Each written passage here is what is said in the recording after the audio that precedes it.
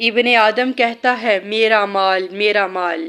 حالانکہ تیرے مال میں سے حقیقت میں تیرا وہی ہے جو تو نے صدقہ کر کے آگے بھیج دیا، یا کھا لیا اور ختم کر دیا، یا پہن لیا اور پرانا کر دیا۔ انسان ساری زندگی کہتا رہتا ہے یہ میرا گھر ہے، یہ میری گاڑی، یہ میرا کاروبار، یہ میرا پیسہ، لیکن رسول اللہ صلی اللہ علیہ وآلہ وسلم نے بتایا ہے کہ اصل میں مال تیرا وہی ہے جس سے تو نے فائدہ اٹھا لیا یا اللہ کی راہ میں خرچ کر دیا۔ جو مال بینکوں میں پڑا رہ گیا،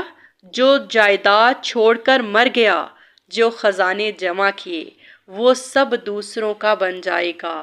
یعنی کھایا ہوا ختم ہو جائے گا، پہنا ہوا پرانا ہو جائے گا،